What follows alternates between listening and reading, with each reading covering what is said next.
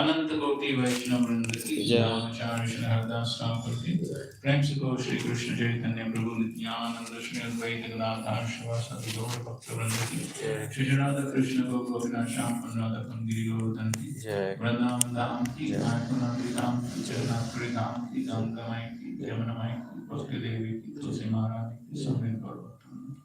All glories to some devotees, Hare Krishna. All glories to some devotees, Hare Krishna. All glories to some devotees, Hare Krishna. All glories to some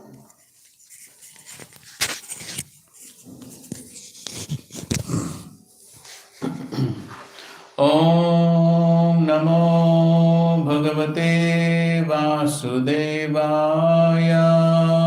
Om Namo Bhagavate Vasudevaya.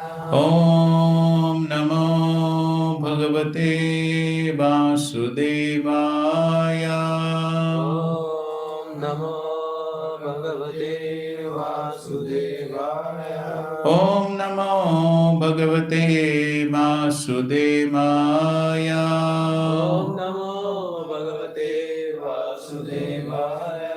Narayanam Namaskritya Naram Chaiva Narottamam Devim Saraswatim Vyasam Tato Jayamudiraye. Hare Krishna. So we are reading from Srimad Bhagavatam, Canto 1, Chapter 8, praised by Queen Kunti, text 42. Tvai me ananya vishaya Tvai me ananya vishaya Matir madhupate sakrit Matir madhupate sakrit Ratim udvahatad adha Ratim udvahatad adha Gange vaugam udanvati Gange vaugam udanvati Tvai me ananya vishaya Tvai me ananya vishaya Matir madhupate sakrit Matir madhupate sakrit Ratim udvahatad adha Ratim udvahatad adha Gange vaugam udanvati Gange vaugam udanvati Tvai me ananya vishaya Tvai me ananya vishaya Matir madhupate sakrit Matir madhupate sakrit Ratim udvahatad adha Ratim udvahatad adha Gange vaugam udanvati Gange vaugam udanvati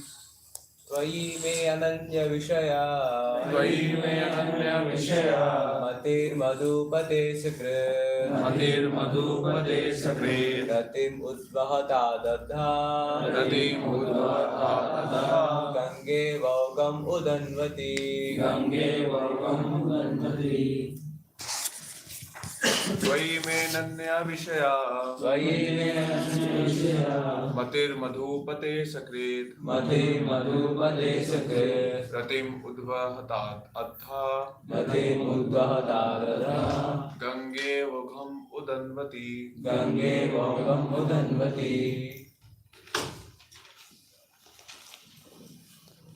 Okay, word to word meaning. Tvai, Tvai unto you. unto you Me, me my.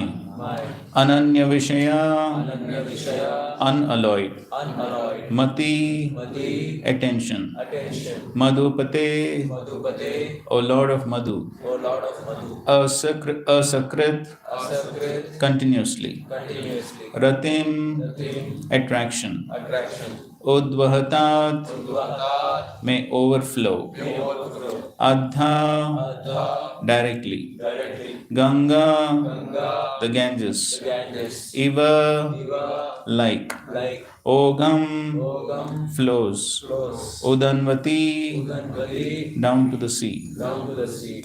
Translation purport by His Divine Grace, A.C. Bhaktivedanta Swami Srila Prabhupada. Translation.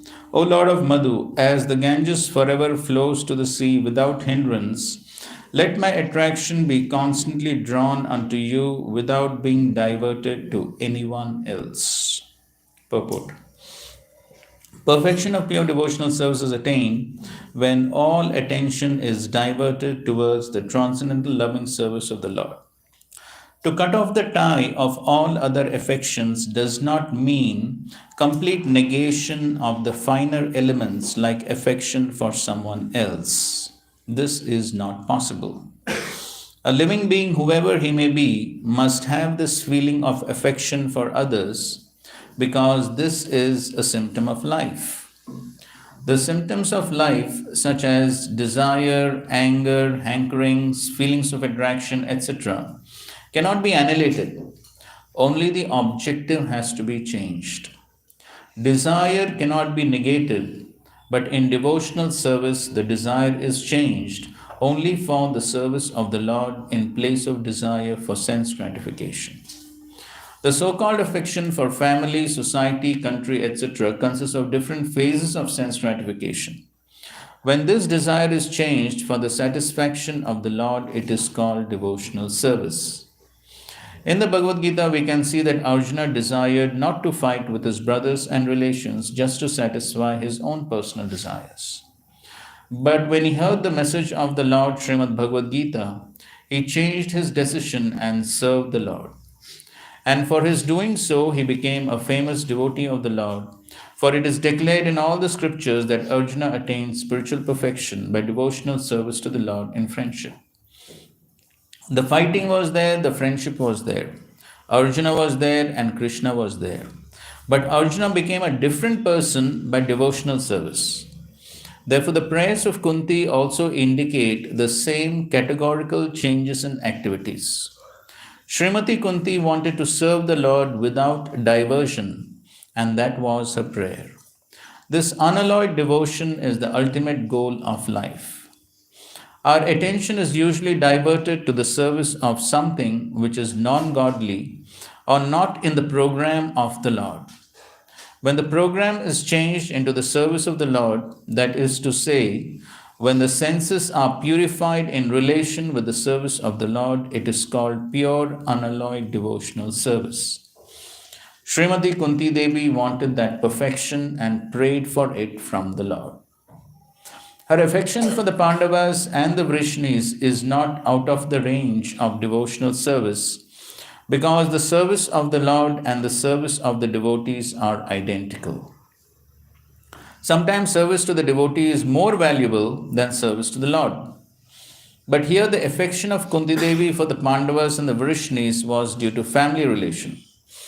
This tie of affection in terms of material relation is the relation of Maya, because the relations of the body or the mind are due to the influence of the external energy.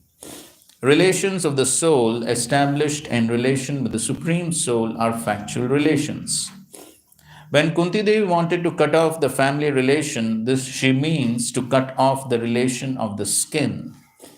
The skin relation is the cause of material bondage, but the relation of the soul is the cause of freedom. The relation of the soul to the soul can be established by the via medium of the relation with the supersoul. Seeing in the darkness is not seeing, but seeing by the light of the sun means to see the sun and everything else which was unseen in the darkness. That is the way of devotional service. Om Jnanatimirandasya Jnananjanashalakaya Chakshurunmilitam Yena Tasmai Shri Gurave Namaha Shri Chaitanya Manobishtam Stapitam Yena Bhutale Swayam Rupa Kadamayam Dadati Swapadantikam Vandeham Shri Guru Shri Yuta Padakamalam Shri Gurun Vaishnavamscha Shri Rupam Sagrajatam Sahagana Raghunathanvitam Tam Sajivam Sadvaitam Savadutam Parijana Sahitam Krishna Chaitanya Devam Shri Radha Krishna Padan Sahagana Lalita Shri Vishakhanvitamscha Nama Om Vishnu Padaya Krishna Preshthaya Bhutale Srimate Bhakti Vedanta Swamin Niti Namine Namaste Saraswate Deve Gauravani Pracharine Nirvishesha Shunyavadi Paschatya Deshatarine Namo Mahavadanyaya Krishna Prema Pradayate Krishnaya Krishna Chaitanya Namane Gauratvishe Namaha He Krishna Karuna Sindhu Deenabandhu Jagatpate Gopesha Gopika Kanta Radha Kanta Namostute Tapta Kanchana Gaurangi Radhe Vrindavaneshwari Vrishabhanu Sute Devi Pranamami Hari Priye Vancha Kalpa Tarubhyascha Kripa Sindhubhya Evacha Patitanam Pavanebhyo Vaishnavebhyo Namo Namaha Jai Shri Krishna Chaitanya Prabhu Nityananda Shri Advaita Gadadhar Srivasadi Gaura Bhakta Vrinda Hare Krishna Krishna Krishna Hare Hare Hare Rama Rama Rama Hare Hare. So this is not required. Hare Krishna. So we have a great fortune to take the association of His Grace Vamsi Vadhan Prabhuji today. A small introduction about Prabhuji. So Prabhuji studied in MBBS from Pune University, and by profession Prabhuji is a medical doctor. And Prabhuji was introduced to Krishna consciousness in 1996. Most of us will have taken birth as well. And Prabhuji joined as a full-time brahmachari in the temple, Pune temple, in 1999. And Prabhuji served in various ways in the temple, so especially in the youth, college preaching, and corporate preaching departments. Now currently, Prabhuji teaches Bhakti Shastri, Bhakti Vaibhav, Bhakti Vedanta, and teacher training course is called Disciple course in various parts of India and even outside. And Prabhuji is a member of ISKCON Board of Examinations and is serving as a Secretary General for ISKCON LEAD, that is Leadership Education and Development System. So Prabhuji is a very senior devotee, all of us. So it's a great opportunity for all of us to hear and learn, take his realization and implement in our life. So let's welcome Prabhuji by loudly chanting Hare Krishna Mahamantra. Hare Krishna, Krishna Krishna, Hare Hare, Hare Rama, Rama Hare Hare. Hare Krishna. So thank you very much for inviting me and allowing me to render some service here. So I suppose you have been discussing these verses on Queen Kunti's prayers, which are a very important section of the Srimad Bhagavatam. And these prayers of Queen Kunti, her realizations and her devotion are so exemplary that these prayers are recited and discussed by almost all devotees of all sampradayas, greatly adore these wonderful prayers of Queen Kunti. And so, in the previous verse, I'll just read the translation of the previous verse, where she prays, O Lord of the universe, soul of the universe, O personality of the form of the universe, please therefore sever my tie of affection for my kinsmen, the Pandavas and the Vrishnis. Sneha pasham imam chindi dridam pandushu vrishnishu. So she's requesting the Lord to sever chindi. Chindi means to cut. A tie of affection. For whom? The Pandavas and the Vrishnis. So who are the Pandavas for Kunti? Her sons. And the Vrishnis? Brother side. Her brother side. Right, so her paternal side. Relations from her paternal side. Father's side. So both of them are like blood relations. But she's telling, sever my ties, sever my affection for these. So somebody may say, that seems to be very harsh, isn't it? Cutting off relations with one's very near and dear ones. And that is the greatest fear which many people have when they see boys coming to the Hare Krishna movement. So they think that now this fellow is gone forever. Because that is what Shastra is teaching. Cut off all relations with family members, society, everyone.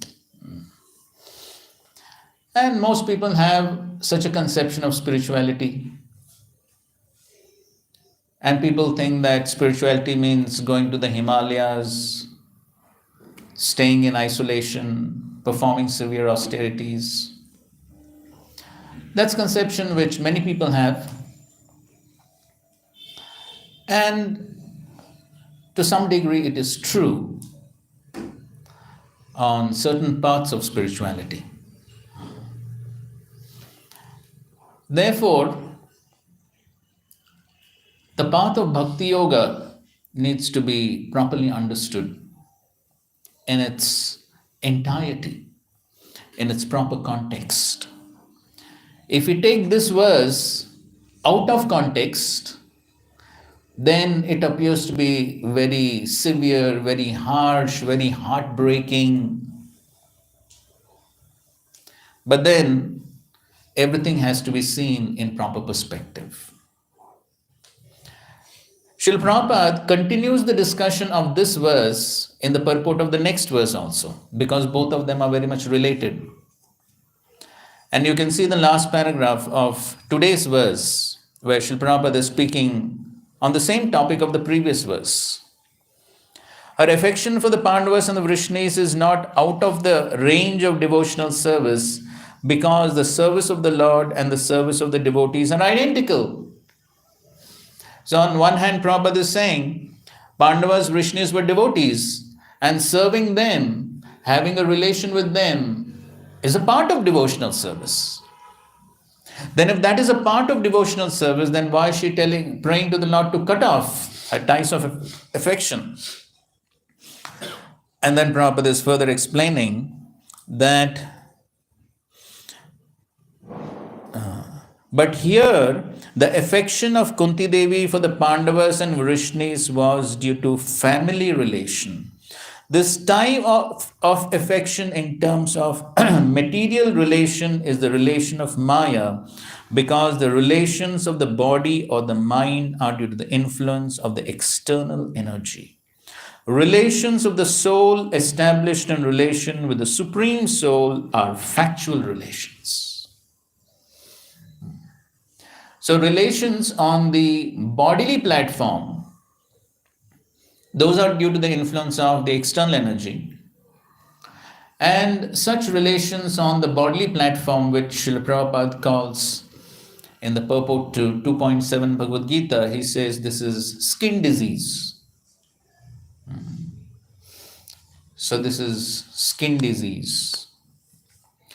And commenting on that, Srila Prabhupada in a lecture, he says that just like there are some people who are experts in skins, chamdi, so they can tell what skin is this, whether it is a goat skin or a deer skin or a tiger skin. So they were very expert in dealing with skins. And such people are technically called, anybody knows? Okay, yes, that's the Hindi, chamar. So chamar, one who deals with skin. And in English it is called? Cobbler. Okay, cobbler is a little more sort of a layman. But then Prabhupada says tannery expert. You know this word? Tannery expert. So one who processes the skins, takes the skins, processes them to make leather. So that they are called as tannery experts. So Srila Prabhupada says, so those who are simply attached on the skin platform, they are like tannery experts. So such relations on the skin platform, on the bodily platform, on the material platform, they are not very much encouraged. Well, those relations are naturally there. So somebody may say, but these are my blood relations, my blood relatives. How can I give them up? You may say they are on the material platform, but how can I give them up? In fact, Srila Prabhupada begins the purport with another interesting point. To cut off the tie of all affection does not mean complete negation of the finer elements like affection for someone else. This is not possible. A living being, whoever he may be, must have this feeling of affection for others because it's a symptom of life. So this seems to be a little contradictory, right? Within the same purport, there's a contradiction. In the beginning, Prabhupada says affection has to be there because it's a symptom of life. And then towards the end of the purport, he's saying, but affection on the material platform is due to Maya, external energy. Appears to be a contradiction, right? No, there's no contradiction. So, let's analyze a little bit about this symptom of affection. Srila Prabhupada explains in his purports, explains in his lectures, writes in his purports many times that affection, as Prabhupada says, it is a natural symptom. And I'm sure we've all seen such affection is there even in lower animals, correct? Even a ferocious tigress, very ferocious, but still you may have seen at least photographs or maybe even live of tigresses showing affection to their children, correct? So the symptom of affection is there in all living entities, whether it is tigers, lions, cats, dogs, monkeys. Srila Prabhupada tells his experience once in Vrindavan.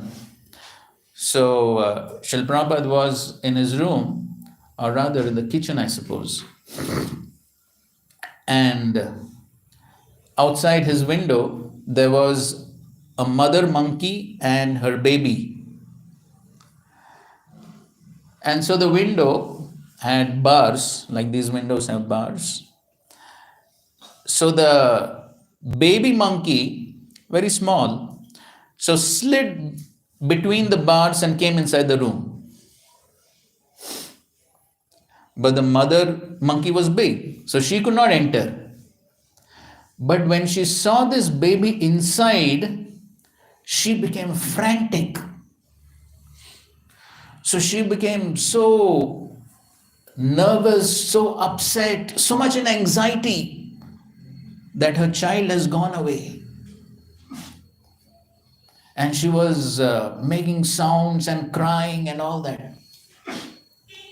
And so Srila Prabhupada saw that how this mother monkey has so much affection for the child.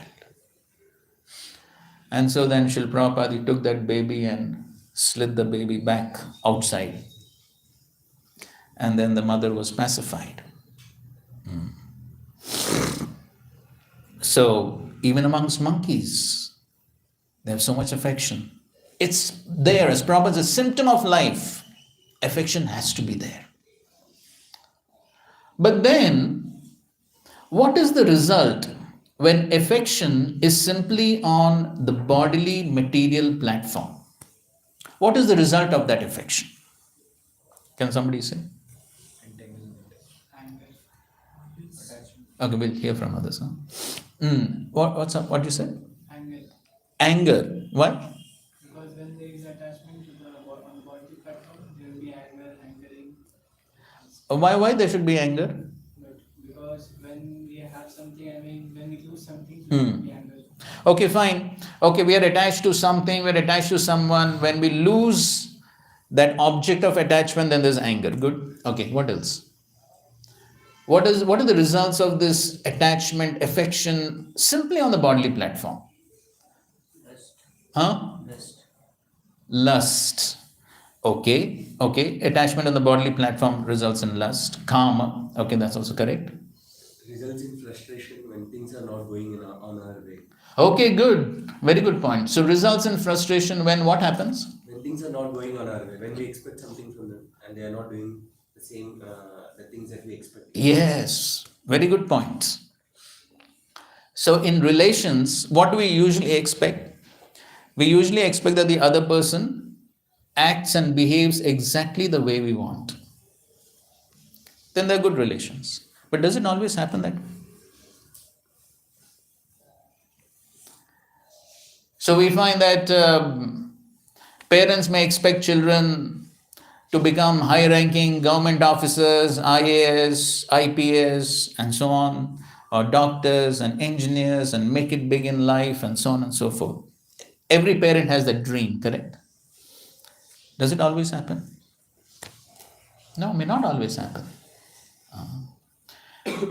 And the same thing applies between friends, the expectations from friends, but then they may not meet our expectations. So, there is every possibility of frustration in such bodily relations, right? And anything else?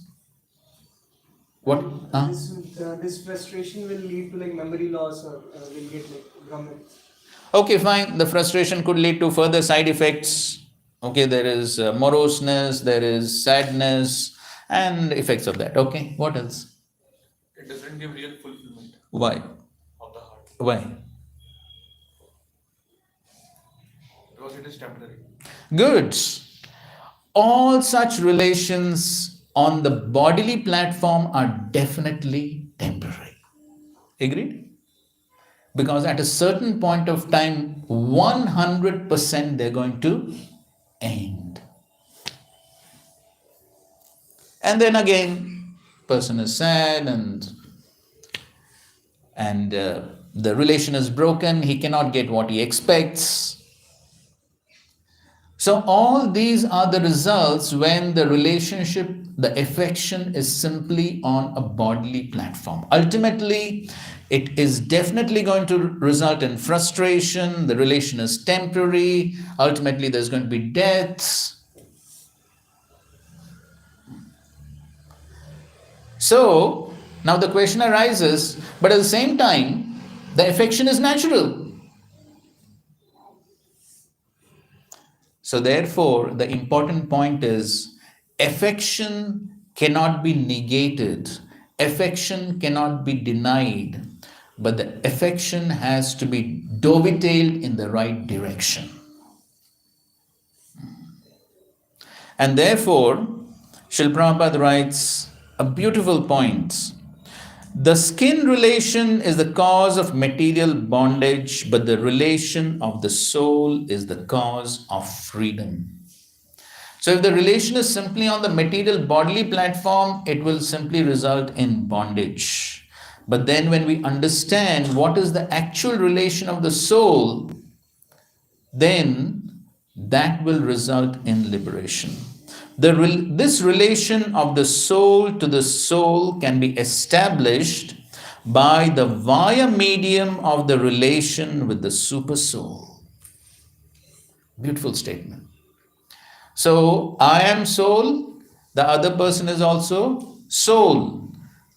Soul is eternal, body is temporary. So, if the relation is simply on the bodily platform, that's 100% going to end. But soul is eternal. So, if I establish a relationship on the soul platform, then that relation is eternal. Correct? So, therefore, there is no problem in having affection. There is no problem in having relations with family members, with friends, with relatives. No problem. But the relationship has to be on what platform? The soul platform. So the next question arises. So how to establish that relationship on the soul platform? And what is the answer? The via medium to establish the relationship on the soul platform is the super soul.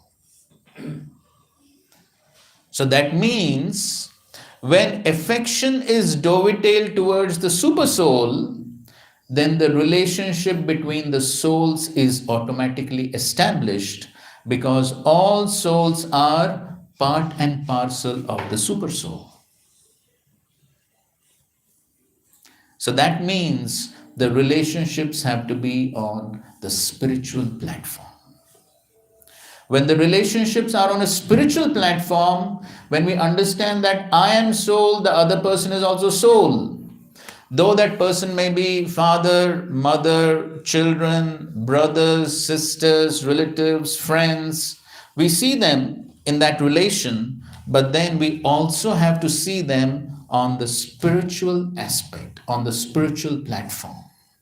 And then we see them as spirit souls. And if we want to establish real relationship with them on the spiritual platform, then that can only be done via the medium of the super soul. And so therefore, in devotional service, we are not simply talking about negation.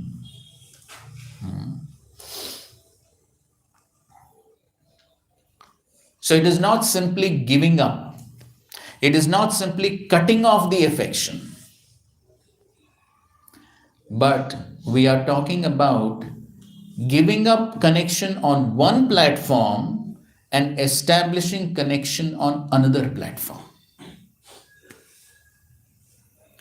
So it is not just cutting off, but it is only changing the consciousness of the relationship. Simply the consciousness of the relationship has to be transformed from material to spiritual. That's all. So then when we change the consciousness to the spiritual platform, and then we see father, mother, brothers, sisters, relatives, friends on the spiritual platform as spirit souls, then we know that that relationship is eternal. And we also know that we can actually do good to them as well as to ourselves by trying to establish that spiritual relationship.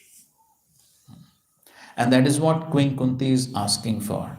She's telling to cut off relation on what platform? On the material bodily platform. But at the same time, she's requesting to establish the relationship on a spiritual platform. So you may have heard of this story of Maharaj Chitraketu, who very much wanted a son. So he had 1 million wives just to get a son. So desperate to have a son. Of course, it was bona fide in those days because the king required someone to continue the rule. the dynasty. So he wanted. And so he was desperate. So he married one wife after the other. And then he still didn't get. Then there were these sages who came. Angira Rishi came. And then, okay, he gave him a son named as Harshashok. He was very happy that now finally, after so much efforts, he got a son. But then what was the result? Yes, then the other wives became envious, then they poisoned the child died. And so there was so much of lamentation, there was so much of sadness, because that which they got after so much effort has left. That is material relation. But the fact is that any relation on the bodily platform is definitely going to end, if not today, tomorrow. And then, of course, then Narad Muni comes, brings the child back to life, and then gives spiritual knowledge of the eternality of the soul. So therefore, one has to understand the relations on the spiritual platform. When we understand that, then there is no cause of lamentation, there is no cause of hankering, there is no cause of sadness, because one knows, yes, on the spiritual platform, we are all eternal. And as long as we are there, we try to serve each other so that we elevate our spiritual consciousness. And how to do that? That is what Queen Kunti is speaking over here. So the process of establishing those spiritual relationships is by establishing relationship with the Supreme Lord, and that is the process of devotional service. So therefore Prabhupada writes, desire cannot be negated, but in devotional service the desire is changed only for the service of the Lord in the place of desire for sense gratification. So desire has to be there. That is a living symptom. If there is no desire, it's as good as stone. So now that desire has to be used in the service of Krishna by engaging that in devotional service for the satisfaction of the Lord. So therefore, Queen Kunti is speaking about cutting off relations on the bodily platform, but then at the same time, it is not like the Mayavadis. The Mayavadis simply think of cutting the relations. Negation. And so therefore they take to the renounced order, they take sannyas and do all that, but because they cannot live without a positive attachment, it's not possible. Therefore, then after some days, after some years, they cannot stay on that platform of renunciation without a positive attachment. So therefore they come back to performing some social welfare activities, philanthropic activities, again on the bodily platform. Srila Prabhupada gives example that just like if you're doing job in one company, you don't like the job. Maybe the boss is too exploitative, doesn't allow you to take any vacation or whatever. Or maybe the salary is less. Too much. That's material life, right? Exploit, take more work and give less. That's always the tendency.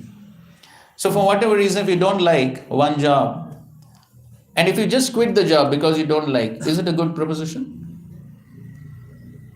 Then you're jobless. But if you get a better job, then if you leave the previous one, it's good, right? So similarly, we are not talking about just cutting off, just negating. No. We are negating one thing, but at the same time getting attached to something better, something higher. And so Mother Queen Kunti is praying to the Lord, Tvayi me ananya vishaya. Matir Madhupate Sakrit. So she's praying to the Lord that let my mati, let my mind be attached to you. Madhupate. Krishna's name is Madhupate. So Madhupate can mean the husband of the goddess of fortune, can also mean the killer of the demon Madhu.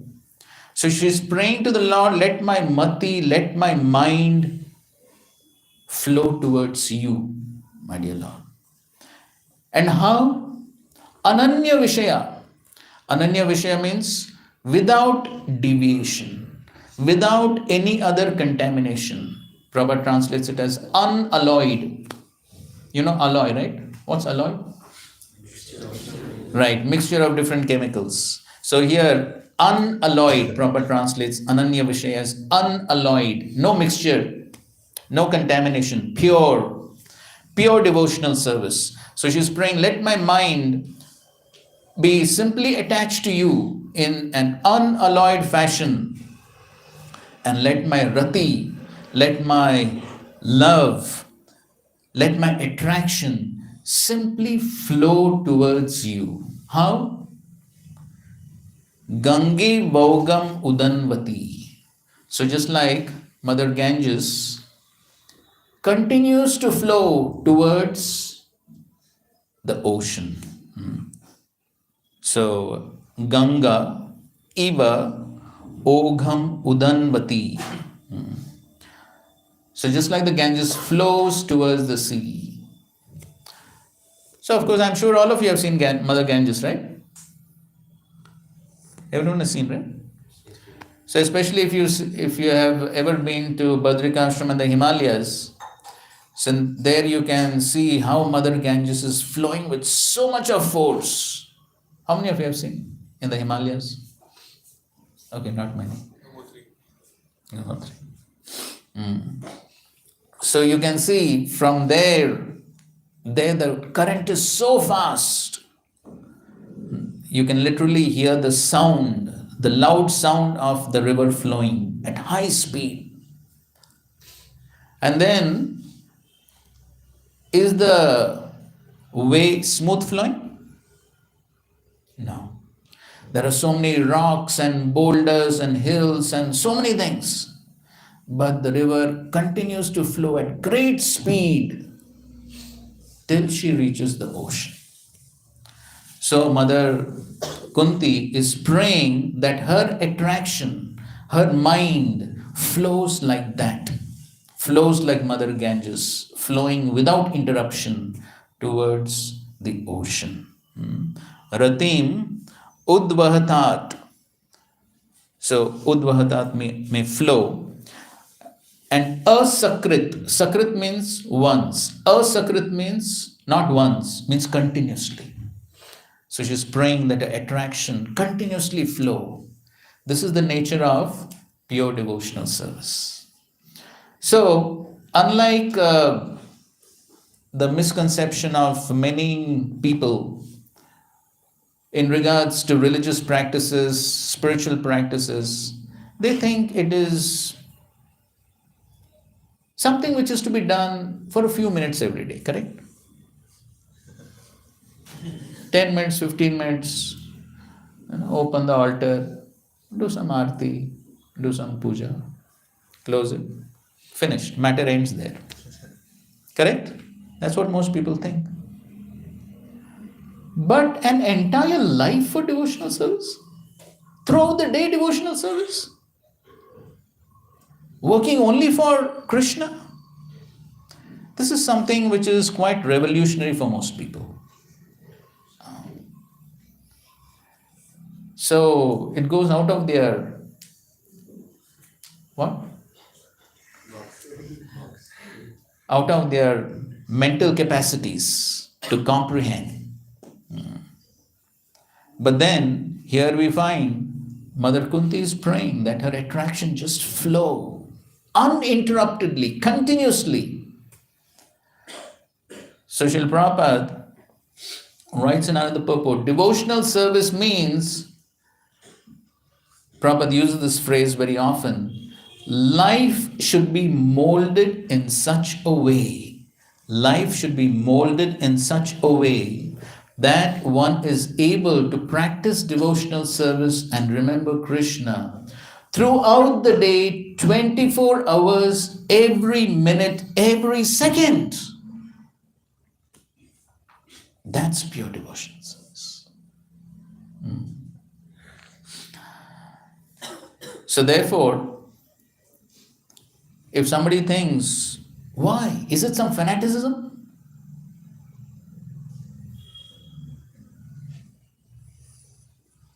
So many of you are practicing devotees. So if somebody says like this, it seems to be fanaticism. What is this 24 hours? 10-15 minutes is okay. But 24 hours is too much. So what will you say? Suppose if any of your friends ask you this, what will you say? Yes? Gradually, like we have to practice and increase the time we are remembering Krishna, because like immediately we can't reach that level if we think, and if like for a person is not going to get, or it is like fanaticism only, but like the person. Okay, your point is correct. A very fundamental question. Why is this at all essential? Why this 24 hours, 24/7? Why? Okay. Not doing it 24/7 is fanaticism. Because it's a Well, now they will say you are fanatic, you say they are fanatic. Or as Prabhupada said, who's crazy? They will say you are crazy, you say they are crazy. It's a constitutional position. We are doing something. Can you explain with a very simple example that Srila Prabhupada gave? Okay, let's hear. We may die at any time. Oh, die, everyone is going to die. Fish in the water. Ah, that's good. Say that. It's like fish, it will be very happy if it is in the water, even for a few seconds. If it's on the land, it won't get that happy. Even if we feed it with a lot of Right. water, fish won't be happy. So, just like fish, how long the fish needs to be within water? How long? Huh? Always. So if you tell the fish, Arey, what is this? All the time in water. Come out at least sometime. Enjoy the sunlight on the land. Enjoy some greenery outside. All the time in water, it's fanaticism. What the fish will say? Huh? The fish will say, you're crazy. Even speaking like that is crazy. So the same thing applies. If somebody says practicing devotional service 24/7 is fanaticism, then it's just like telling the fish, you're remaining within water 24 hours is fanaticism. Because for the soul, practicing devotional service is like living within the water for the fish. So can we ever expect the fish to be happy outside the water? No. That's common sense, isn't it? Doesn't require a PhD to understand that. Does it require? No, it doesn't require PhD. Even a small kid will understand that the fish cannot be happy outside water. But as Prabhupada says, such a simple truth, people can't understand after doing PhD.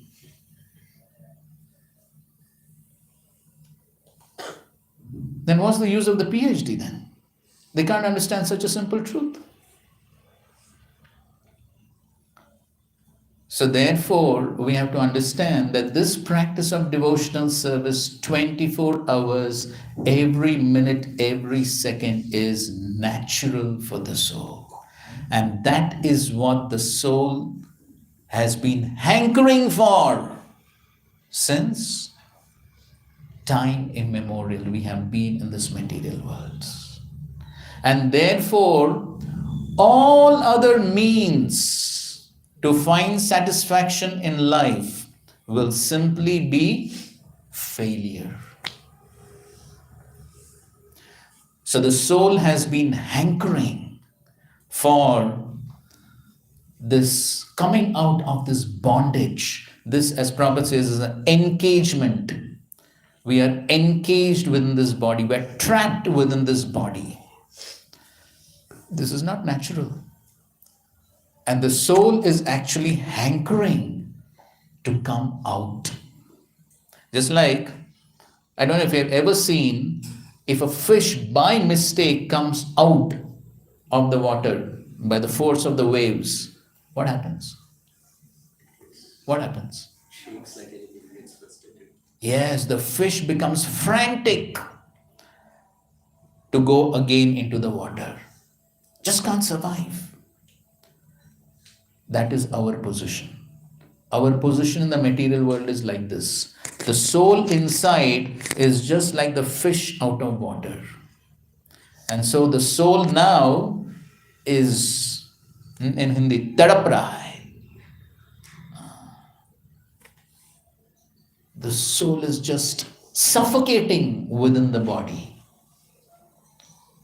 And we may try to satisfy the soul by trying to give conveniences to the body or comforts to the body. But that is just like giving comforts to the fish outside water. Will the fish be happy? No. So therefore, here in big cities like Bangalore, you can see everyone is making frantic efforts to find satisfaction, correct?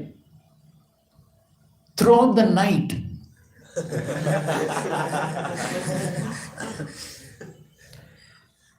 Here in cities, people don't sleep, correct? Throughout the night, from here you can hear the vehicles on that road. Throughout the night, people are going here, there, going to clubs and discos and drinking and doing all sorts of crazy things. For what? To somehow try to find some satisfaction. But they're never going to be successful. Srila Prabhupada writes a beautiful statement in the same first canto, second chapter, verse number 8 purport. Srila Prabhupada writes, the hankering soul can only be satisfied by the perfect scientific process of perfect devotional service. The hankering soul can only be satisfied by the perfect scientific process of perfect devotional service. That's the only way by which the hankering soul, the soul is hankering for happiness, satisfaction. That is what we are hankering for. And without that satisfaction, these days there's a lot of talk about loneliness, correct? One could be surrounded by hundreds of people and still feel lonely.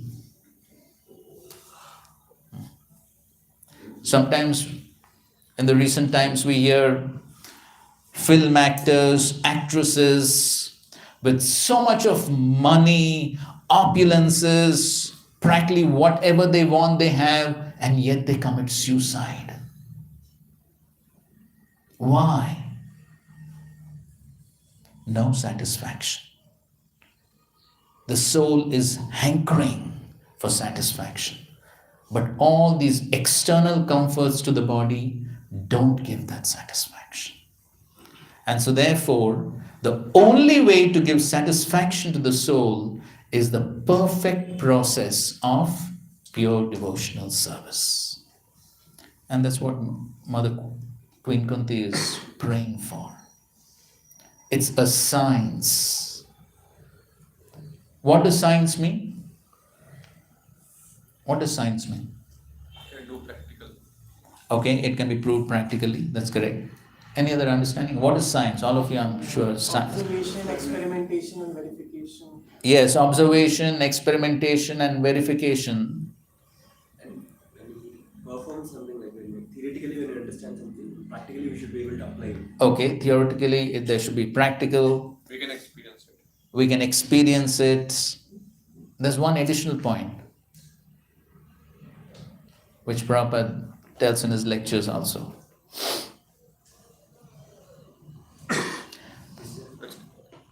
Cannot be learned by. Okay. Scientific truths are applicable everywhere, in all time, place, circumstances. Agreed? Proper simple example. Two examples Prabhupada would often give. Hydrogen plus oxygen is equal to water. Does it change from Bangalore to Chennai? In Chennai, something else happens? Or the same thing happens? 2 plus 2 equal to 4. Does it change? That is science. That is science. It doesn't change. It doesn't mean it's applicable for me, it's not applicable for you, or it's applicable in this place. You go to Europe, 2 plus 2 becomes 5 or something like that. No, it's the same, correct? That's the meaning of science. So devotional service is a science. It's applicable to everyone who is called spirit soul. It's applicable to all spirit souls. So here, how many other people are sitting? Do you have spirit soul, or some have and some don't? Huh? That's a fundamental topic of Bhagavad Gita, right? Well, we're not going to those details. But then, we all accept the fact that we are spirit souls, correct? And if we accept that fact that we are spirit souls, then according to science, this is a science. If we want that soul to be satisfied, the only way is by pure devotional service. So it's applicable to every one of us. But then, if we want that satisfaction, there has to be a quality of devotional service. What is that quality of devotional service? Ananya Vishaya, unalloyed devotional service. What is unalloyed devotional service? Definition is given by Rupa Goswami in the Bhakti Rasamrita Sindhu, Nectar of Devotion. Anya Bilashita Shunyam Jnana Karma Dhyanavritam Anukulyena Krishna Anushilanam Bhaktir Uttama. This is pure devotional service. So the first thing is Anya Bilashita Shunyam. Anya Abhilash should become zero. As we have just discussed, Abhilash cannot be zero.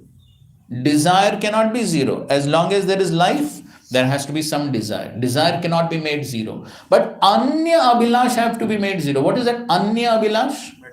Yes, material desires have to be made zero. Next question. What is a material desire? No. Give one simple definition. Don't give so complicated. What is a simple definition of material desire? To enjoy separate of Krishna. Okay, that's good. So, Srila Prabhupada defines material desire as any desire other than the desire to please Krishna is a material desire. Any desire other than the desire to please Krishna is a material desire. So as long as whatever our desires are meant to please Krishna, it's fine. But if it is not meant to please Krishna, it falls within the category of material desire. And all such desires have to be made zero. This is pure devotional service. At least this should be our goal.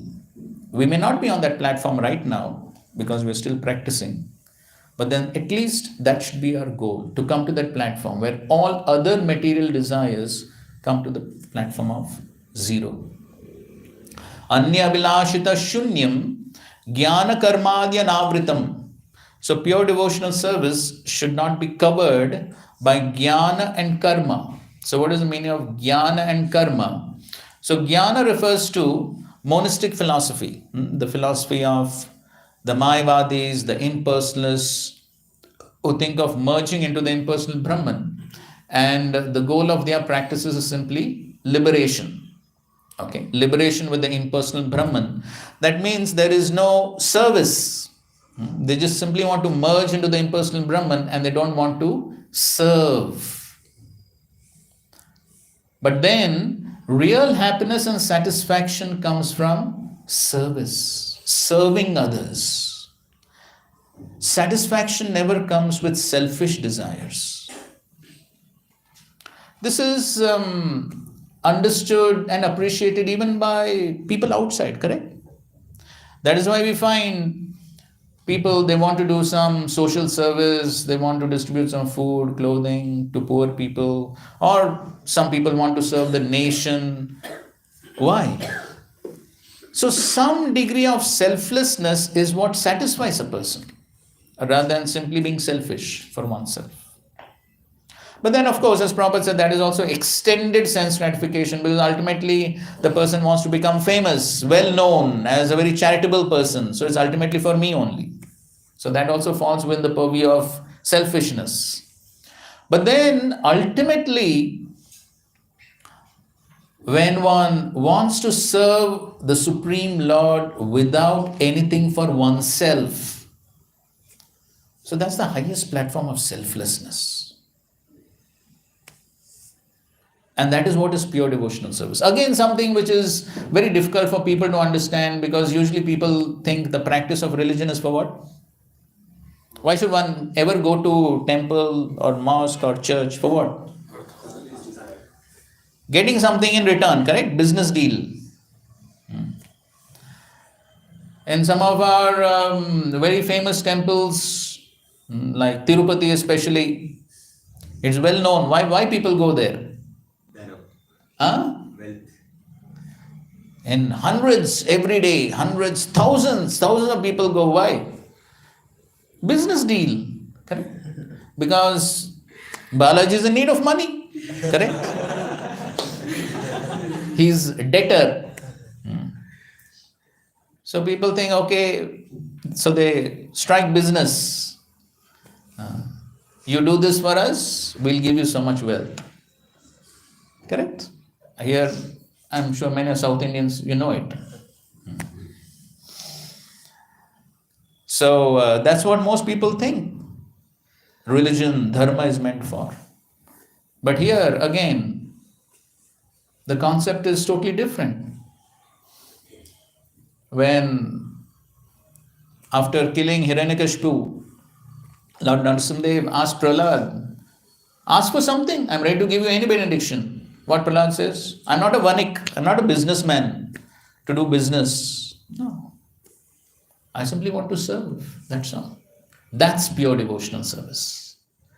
And to the degree we practice this quality of pure devotional service, to that degree we will be satisfied.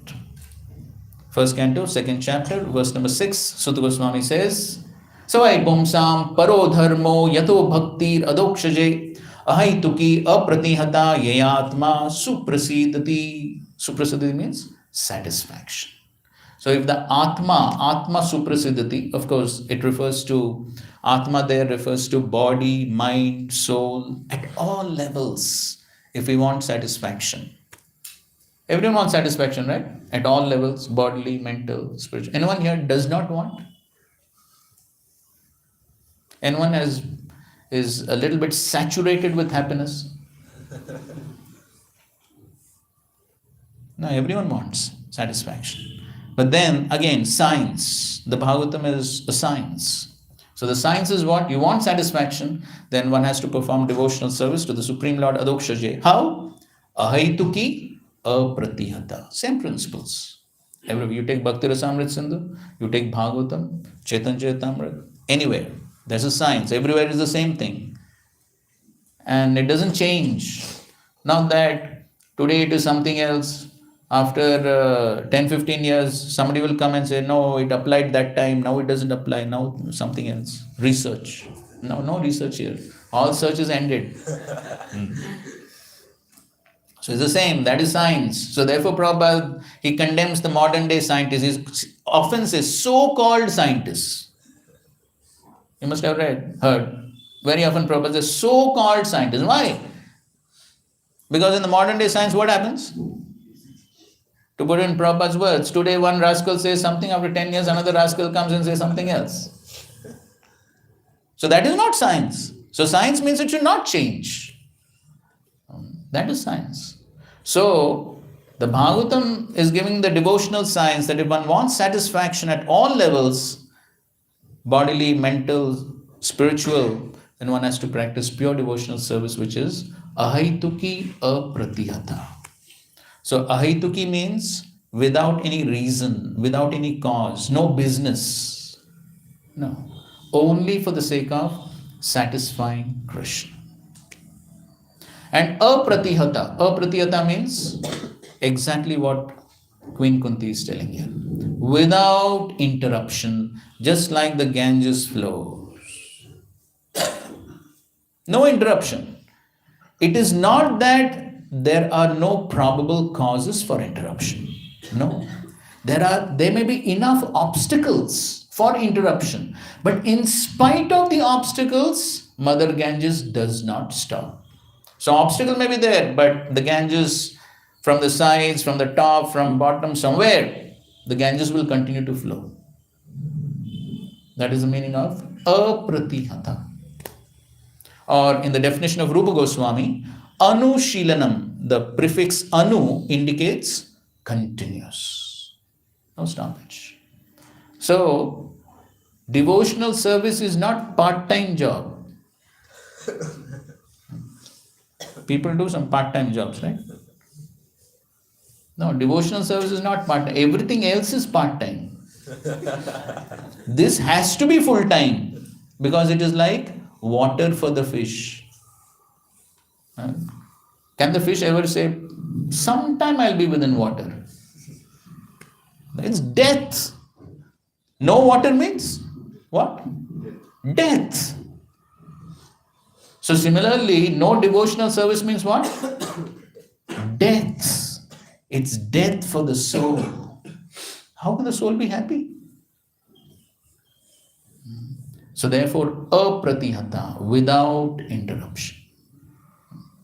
Or as the Lord himself spoke to Lord Brahma in the Chatushloki Bhagavat, devotional service is sarvatra sarvada. Devotional service is to be practiced at all times, at all places, in all circumstances. So there it's explained, devotional service can be practiced right when one is in the womb of the mother. Who practiced? Prahlad Maharaj, Parikshit Maharaj, right in the womb of the mother. Then devotional service can also be practiced when one is young. Example is? Oh, yes, when 5 years old, yes, Dhruva Maharaj. When one is young? Okay, Mrigadi you can take. So Ambarish Maharaj, he was a young king, always practicing devotional service. So similarly, devotional service can be practiced when one is very old and invalid. Example? Ajamil. Of course, Ajamil is also almost on the deathbed. But Dhritarashtra, he was very old. And so similarly, devotional service can be practiced in all circumstances, at all times. So that is devotional service, apratihata. And so, devotional service is something which one needs to practice for the satisfaction of the Lord, not for selfish satisfaction. Simply to satisfy Krishna's desires. And of course, the Bhagavatam, Chaitanya Charitamrita are full of such stories. Of course, in the Bhagavatam, we all know the famous example of Prahlad Maharaj. Such a small boy trying to practice devotional service. And because he was trying to practice devotional service, who became enemy? His own father became enemy. And how many ways he tried to kill him. Now the only thing Prahlad had to say was, Father, from tomorrow, no more chanting Hare Krishna. Father would have said, very good boy, entire kingdom is yours, everything is yours, be happy. But no. Hiranyakashipu tried to kill him by throwing him down cliffs and mountains, tried to trample him under mad elephants and pit of snakes and whatnot, so many ways. But Prahlad, unrelenting in his devotional service. Okay, somebody may say, oh, these are all old stories. Satyuga. In the more recent times, of course, for us, the prime example for us is His Divine Grace, A.C. Bhaktivedanta Swami Srila Prabhupada. In order to fulfill the instruction of his spiritual master, he undertook so many difficulties just to preach Krishna consciousness all over the world. Heart attacks on the ship. He was staying in the most degraded place of New York, the Bowery, where this boy named David tried to kill him. Prabhupada had to run in the middle of the night on the street. So many difficulties, so many challenges, and that too at what age? Did Srila Prabhupada ever give up? No. And then in the even more recent times, after Srila Prabhupada, you may have heard about the devotees in Russia. So how they were taken to these prisons and tortured. Some of the devotees gave up their lives in the jails. They didn't have beads to chant. A good excuse not to chant, right? But then still they made beads out of dried, stale bread. That's what they were feeding them. It was not meant for human consumption. But then devotees know how to use everything in Krishna service. Yukta Vairagi. They use the bread to make beads and chanted on them. But they never gave up. Those who know the story, those KGB officials were telling them, you just sign over here. You're free. They said, no, we are not going to sign.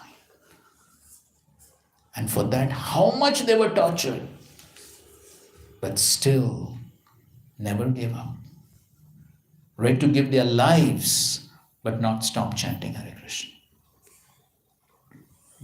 That was their determination. That's pure devotional service. And after Srila Prabhupada left, there's one incident that took place which is very interesting. Maybe some of you heard. Of course, many of you may have heard the great struggle to obtain the land at Juhu and build the temple. It was a great struggle. His Holiness Giriraj Maharaj has brought out the whole book on that. But the struggle didn't end with the inauguration of the temple on Makar Sankranti of which year? Which year was Juhu inaugurated? 69. Huh? Okay, let me ask you a question. How many of you have studied history in your school days? Please raise hands. How many of you have studied history in your school days? Everyone, right? How much time did you spend memorizing events, dates, years? Have you done or no? You've done or no? Why did you do it? There was what to do. We had to do it. Then why not do that here? After coming to spiritual life, we were ready to take so much trouble there for a totally useless thing. And most of that, I'm sure nobody remembers, right? But why can't we take little trouble to at least know some major events within our ISKCON society? This is most purifying if we make an attempt to know this.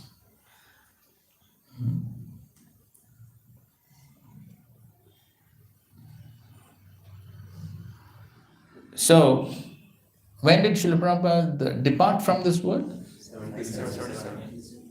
You know the precise day and dates? 14 November. Yes, 14 November. At least some know that. So after Srila Prabhupada left, so that is in 1978. So in January of 1978, 15th of January, Makar Sankranti, or 14th of January, the Jew temple was inaugurated. But the envious elements were still there. All the friends and accomplices of Mr. Nair. And so, long story, to cut the long story short, what happened was, so one day, we do find in many of our temples, people come to, because everyone knows that people have to remove their shoes before entering the temple. So there are people who are looking for some costly shoes. Right, it happens in many of our temples. Some chappal chores come. So one man, he had some costly shoes and somebody stole them. And so there was an argument between the chowkidar and the man. And in the course of the argument, the chowkidar got angry. He took an iron rod, boom, he banged it on the man's head. The man died on the spot. So that gave a good cause, a good reason for all the envious elements to do something. And so anyway, there was, so many people attacked the temple and there was fight between the devotees and these people, all that happened. But in any case, so there was this municipal commissioner, a member of the Bombay Municipal Council, it was a council.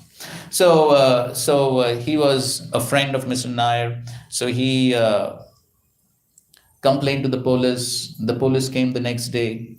And without even lodging FIR and without any hearing of the case, so the police arrested all the devotees. All the devotees were arrested, including His Holiness Sridhar Maharaj, who was present at that time. So almost 14-15 devotees were all put in the police van and taken to the jail. And they put them in the jail cell directly, along with so many other notorious criminals. They were put in the jail. So our devotees are always very intelligent. So the devotees somehow requested all the other jail members to go to other jail cells so that they have one jail cell exclusively for themselves. So anyway, by their nice talk, they requested and they also agreed. And so they had one jail cell exclusively for themselves. So about 14-15 devotees are there. Good number. So then, from the next day, the morning program began as usual.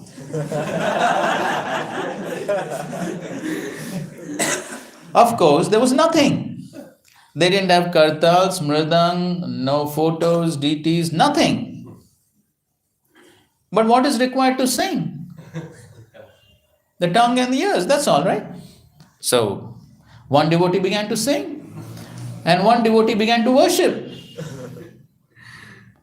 An imagined altar. So one devotee began to worship, one devotee began to sing, and the devotee was worshipping. So he offered the ghee lamp, and after offering the ghee lamp, another devotee took the ghee lamp and he showed to all the other devotees, and all the other devotees accepted the ghee lamp also. Everything continued. And when other jail inmates, they heard this kirtan and everything, they also started joining in the Mangala Aarti and the other Aartis. And they also started accepting the imaginary ghee lamp.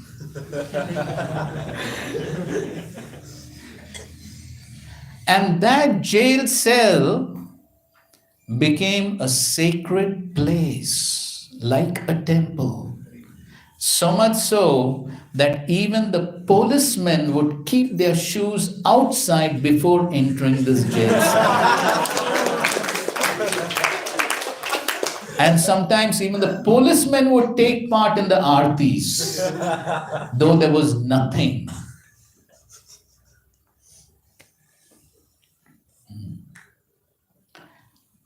And then, as far as food is concerned, the devotees said, no, we can't accept outside food.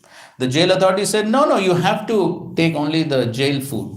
They said, no, we will starve, but we will not accept. So, after a day or so, the jail authorities got frightened because all of them practically were Westerners. So, they got frightened. Western people, something happens in India, it's a little sensitive, right? So, therefore, after a day or so, they said, okay, you get your food from wherever you want. So, then the prasad started coming from the temple. So, initially, it was just enough for the devotees. Then slowly the quantity started increasing. And then very soon Food for Life began in the jail. And then after some days, along with the prasad, books started coming. So then book distribution started. Everything was happening in the jail like any other ISKCON temple. From morning to evening, all the aartis, all the programs, Food for Life, book distribution, everything was happening. Who can say that devotional service cannot be practiced in a jail? That's the nature of devotional service. Apratihata. There cannot be any material impediment to the practice of devotional service. No one can say, because of this reason, I cannot practice devotional service. No. Can the fish ever say, because of this reason, I cannot stay in the water? It's natural. It's as natural as breathing air.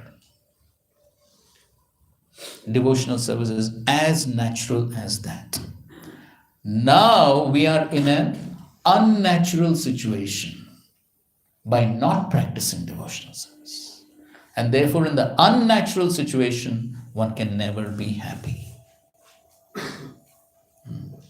And that's what Queen Kunti is praying.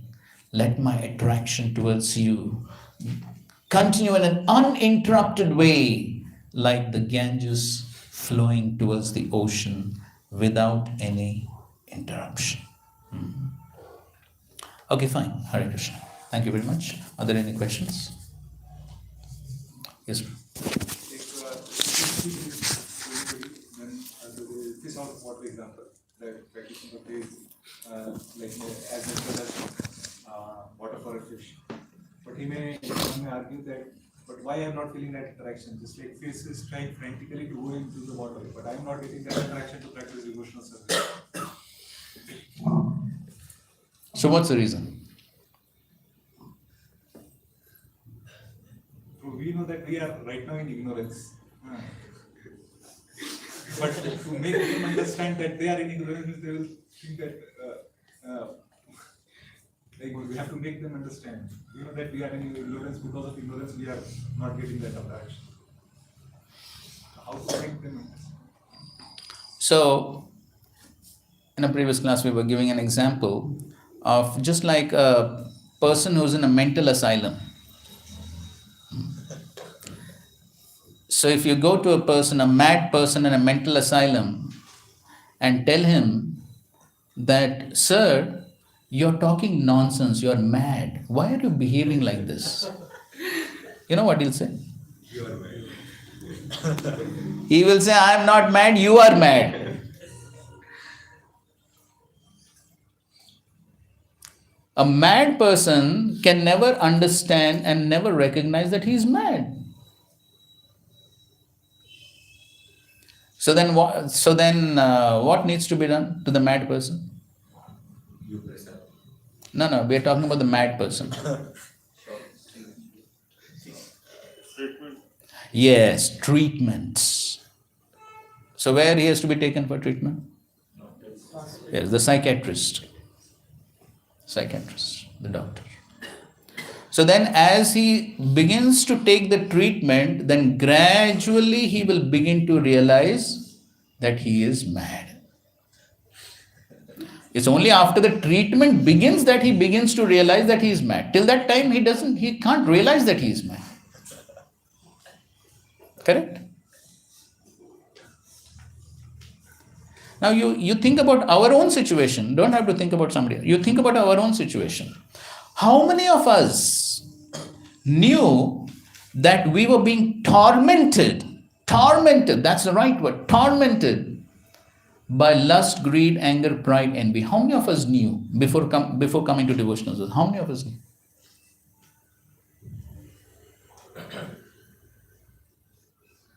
That's disease, correct? Kam, Krodh, Lobh, that's disease. How many of us knew that we were diseased?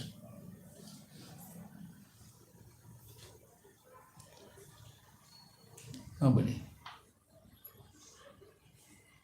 Why? It's just been a mad person. You cannot recognize. So, when did we actually begin to detect that something known as Kam, Krodh is there and it's tormenting me? When did we understand? When we actually started practicing. That means when we began to take the treatment, then we begin to realize. And sometimes devotees ask this question also, no? Oh, previously I didn't feel this Kam, Krodh, I didn't feel. Now I don't know, I'm feeling so much. The reality is what? The reality is, it's all the diseases to the brim. But then, one cannot understand that I'm diseased. That is the problem. Or the example is also given that if the room is packed with dust, there's a big thick layer of dust, and people are walking on it every day. Do they understand that there's dust? No, they don't understand. They think, oh, it's normal. So the floor, instead of this white color, it has become black. So black that one thinks it is normal. So when does one realize that it is dust? Yes, when one starts cleaning, then one realizes, oh, the actual color is something else.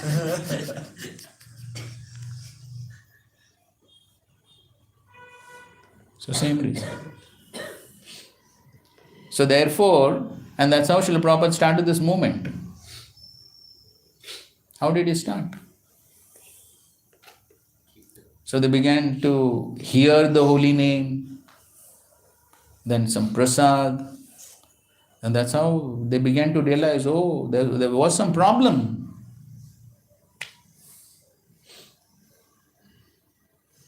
So the disease is so chronic. Since how long we are having the disease? The disease is so chronic that the person thinks the diseased condition is normal. In fact, Prabhupada gives that example. Person having a chronic disease, if you tell him that, see, there is some normal life other than this, other than lying on the bed 24 hours and passing urine and stool in the bed, there is a better life than this. Then a person with chronic, oh, is it true? That is our situation. So the unnatural life has become so natural that we think the natural life is unnatural. That's our situation. So therefore, it's not easy.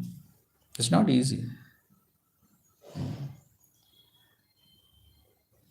So therefore then, that's the reason why so many preaching programs, all of us have come like that only, correct? And therefore Prabhupada says, to get one person into Krishna consciousness, gallons of blood have to be spent. So to get one person, so many devotees have to make a big program, and then so much efforts for the program, then do follow up, and then please come, please come, please come. How much efforts?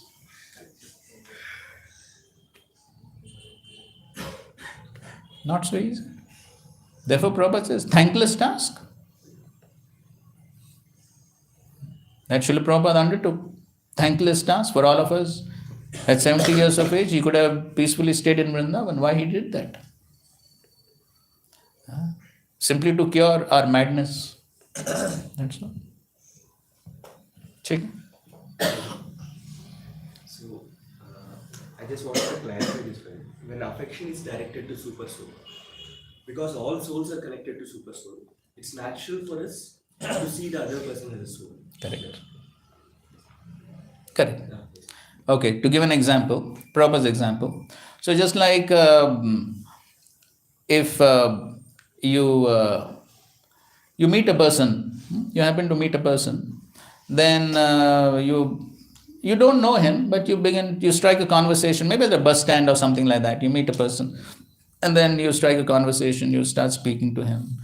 And then he says that, oh, my name is this, my family is this. And then you realize, oh, both of you have the same surname. Then what happens? Then you realize, oh, you're my relative. Then what happens? Connection gets established. Connection. Then automatically there's friendship, correct? So that's it. So then when we realize, oh, who's your father? Krishna. Who's your father? Krishna. Who's your father? Krishna.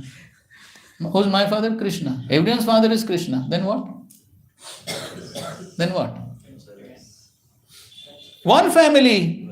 It's one family. Vasudeva Kutumbakam.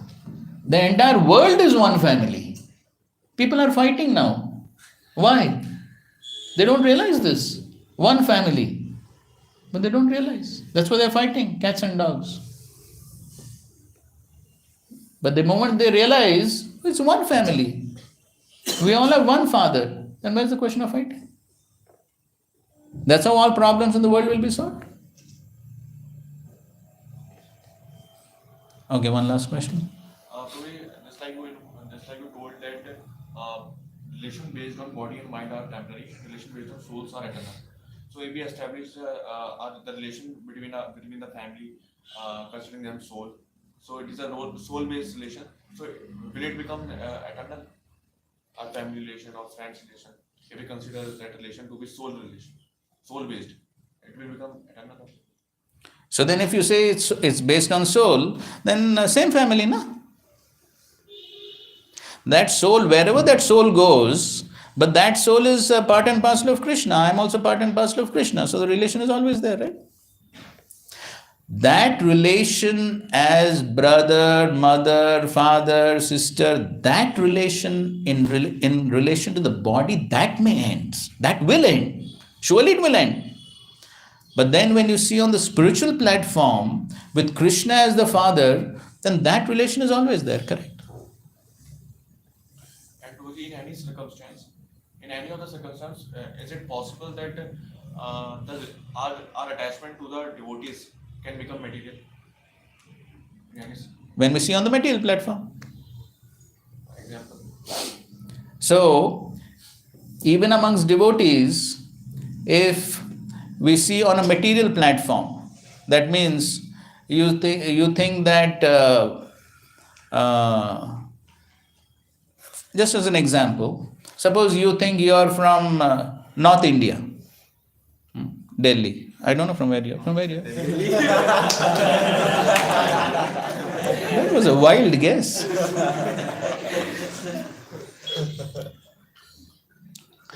So, suppose you think you are from Delhi, and then you see somebody else from South India, and then you have certain perceptions about South Indians. then what will happen? This devotee is like this only. Then we have such perceptions on the bodily platform.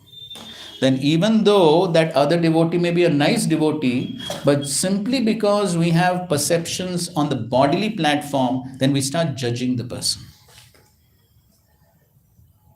That's what happens. What are symptoms of a relation based on soul platform? Then on the soul platform, then one always accepts that that person is a potential wonderful devotee. And then we can always establish wonderful relations with any devotee on the spiritual platform. And on the bodily platform, there can be so many reasons why to have differences. It could be different regions, different countries, different languages, different religions, different sexes, different temples, different disciples of different spiritual masters, so many reasons for differences.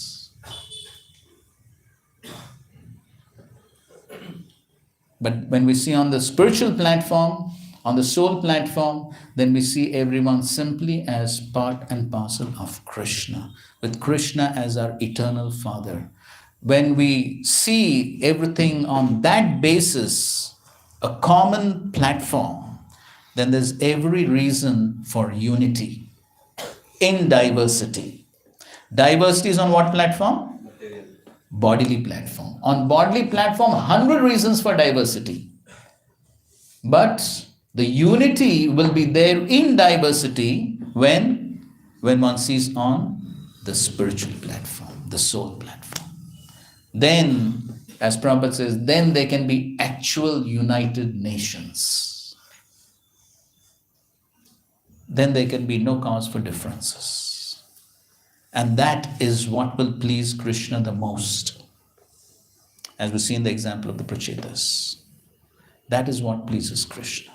When there is that spiritual consciousness, and on the spiritual consciousness there is real unity, and there is real desire for the well-being of each and every one.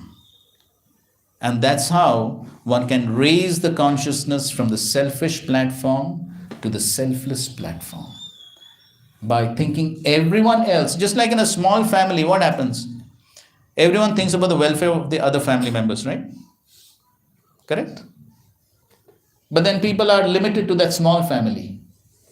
I'll just read and we'll conclude with what Prabhupada writes in the purport to the previous verse, 41. A pure devotee cuts off the limited ties of affection for his family and widens his activities of devotional service for all forgotten souls. The typical example is the band of 6 Goswamis who followed the path of Lord Chaitanya. To cut off all family affection means to broaden the field of activities. Instead of being limited to small family, one sees the whole world as one family. And without doing this, no one can be qualified as a brahmana, a king, a public leader, or a devotee of the Lord. And the personality of Godhead as an ideal king showed this by example. When? As Lord Ramchandra. He cut off the tie for his beloved wife to manifest the qualities of an ideal king. And then towards the end, Prabhupada writes, therefore it is sometimes experienced that the Lord, out of his special affinity towards a weak devotee, breaks the family affection by force of circumstances, arranged by his all-powerful energy. By doing this, he causes the devotee to become completely dependent on him and thus clears the path for his going back to Godhead.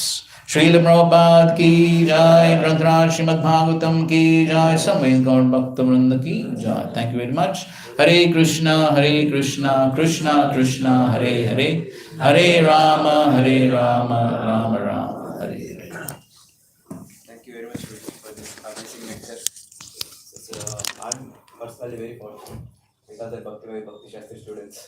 So we get association of Prabhuji very frequently. So Prabhuji will be here one more week. So every from Monday to Friday, Prabhuji will be giving a Bhakti Vaibhav course. So from one verse we got so much of nectar. So Bhakti Vaibhav number of verses. So till Friday we have the opportunity. So if you're interested, you can join the class. So morning 7 to 9:30. So thank you very much, Prabhuji, for scientifically explaining the process of devotion service. How devotion service is not part-time, it is full-time for all the souls in this material world. So let's thank Prabhuji from bottom of our heart so that he will give this association more and more by loudly chanting one time Hare Krishna Nama. Hare Krishna, Krishna Krishna, Hare Hare, Hare